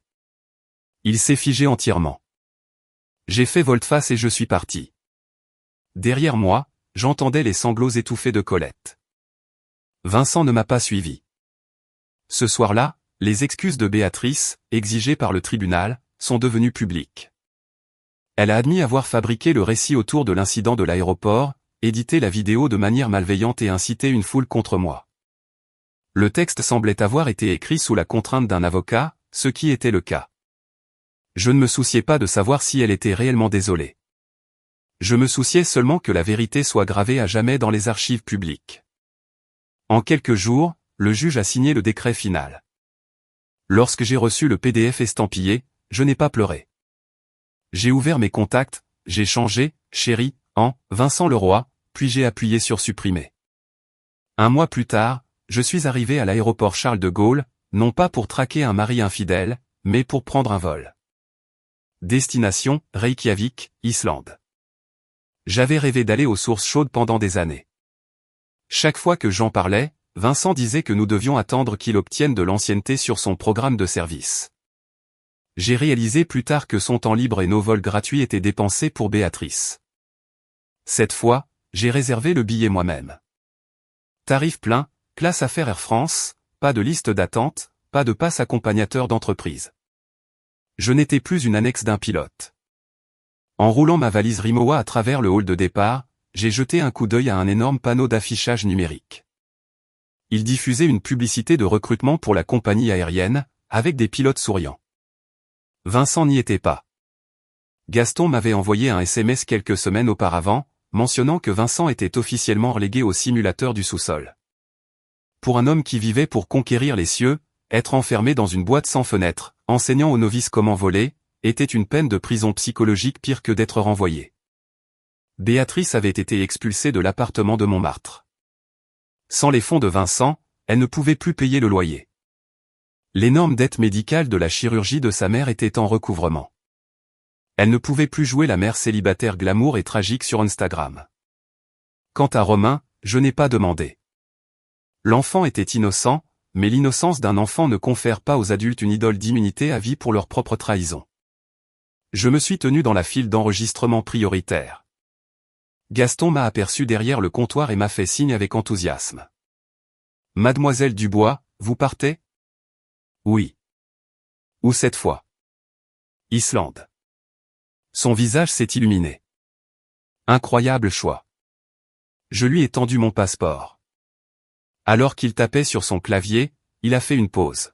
« Mademoiselle Dubois, le système montre toujours un lien héritage étiquetant votre profil comme conjoint de l'employé Leroy. Autorisez-vous une purge permanente du lien ? » ?»« Purgez-le, ai-je dit sans hésitation. Il a hoché la tête, tapé quelques touches, et le lien numérique a été rompu pour toujours. Il a imprimé ma carte d'embarquement et me l'a remise. Passez un merveilleux vol, Solange. J'ai regardé le billet. Passagère Solange Dubois. Classe affaires. Plein tarif. Aucun sous-texte me classant comme dépendante. Parfait. Je me suis dirigé vers la voie de sécurité pré-contrôle lorsque j'ai entendu une voix m'appeler par derrière, Solange. Je n'ai même pas eu besoin de me retourner pour reconnaître la cadence. Vincent se tenait à quelques mètres. Il portait une veste Décathlon simple et un jean. Pas de casquette de pilote, pas d'épaulettes, pas de bagages à roulettes d'équipage de vol. Il avait l'air plus petit, diminué. Je me suis arrêté. Il s'est approché, ses yeux tombant sur la carte d'embarquement de première classe dans ma main. « Vous partez en voyage ? » ?»« Oui. »« Seul ? » ?»« Seul. » Sa pomme d'Adam a tressailli. « Tu me suppliais de t'emmener avec moi. » C'était il y a longtemps. Il a esquissé un sourire brisé et amer. Gaston m'a dit que tu avais rompu le lien du profil. Je l'ai regardé avec indifférence. Nous sommes divorcés, Vincent. Je sais, a-t-il murmuré. Il a baissé les yeux vers ses chaussures. C'est juste que lorsque l'email automatisé est arrivé dans ma boîte de réception disant que tu avais supprimé le profil, je me suis souvenu du jour où j'ai été promu commandant. Je t'avais promis que quoi qu'il arrive, tu serais sur mes vols. Je n'ai rien dit. Ses yeux étaient cernés de rouge. Je suis tellement désolé. Cette fois, ce n'était pas une négociation. C'était juste une défaite tranquille et absolue. Il n'essayait pas de me manipuler avec sa mère, Béatrice ou l'enfant. Il était juste un homme brisé regardant l'épave. Mais des excuses tardives sont comme une carte d'embarquement périmée. Elles prouvent que le vol a existé, mais elles ne peuvent plus vous emmener nulle part. Au micro, l'agent de porte a annoncé l'embarquement pour le vol à destination de Reykjavik. Vincent m'a regardé, une finalité désespérée dans ses yeux, et a demandé, n'y avait-il vraiment aucune possibilité pour que nous survivions à cela?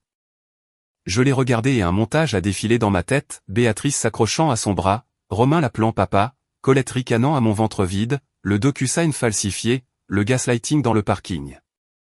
J'ai souri d'un sourire sincère et léger. Vincent, tu ne comprends toujours pas. Il a eu l'air confus. Je ne t'ai pas quitté pour te donner une leçon ou te forcer à te repentir. J'ai serré la poignée de ma valise. Je t'ai quitté pour pouvoir enfin vivre. Une seule larme s'est échappée et a roulé sur sa joue. Je ne suis pas resté pour la voir tomber. Je me suis retourné et je suis entré dans la file de sécurité. Cette fois, il n'avait pas l'autorisation de me suivre. L'agent de sécurité a scanné mon passeport et m'a fait signe de passer. J'ai jeté un dernier coup d'œil en arrière. Vincent se tenait toujours exactement là où je l'avais laissé, un obstacle au milieu d'une rivière de voyageurs. Il avait l'habitude de traverser ces terminaux comme s'il possédait le ciel. Maintenant, il n'était qu'un fantôme ancré au sol. Je me suis détourné et j'ai descendu le couloir. Au-delà des immenses fenêtres du sol au plafond, un Boeing 777 roulait vers la piste. Le ciel au-dessus de Paris était d'un bleu perçant et infini. Je me suis soudainement souvenu, il y a des années, lorsque nous avons commencé à sortir ensemble, il m'avait demandé où dans le monde je voulais voler. Je lui avais dit, n'importe où, tant que je ne t'attends pas seul. Puis j'ai passé des années à attendre que ces vols atterrissent, à attendre ses excuses, à attendre qu'il remarque que je me noyais. Et ce n'est qu'en touchant le fond que j'ai réalisé la vérité. La vie n'est pas un terminal d'aéroport. Et tous les vols retardés ne valent pas la peine d'être attendus. Alors que les moteurs à réaction rugissaient et que l'avion décollait de la piste, j'ai regardé la skyline de Paris rétrécir en bloc miniature sous moi. Je n'ai pas versé une seule larme. J'ai mis mon téléphone en mode avion, j'ai incliné mon siège et j'ai fermé les yeux. Aujourd'hui, je n'étais pas la femme d'un commandant de bord. Je n'étais pas une dépendante. Je n'étais pas un filet de sécurité logistique.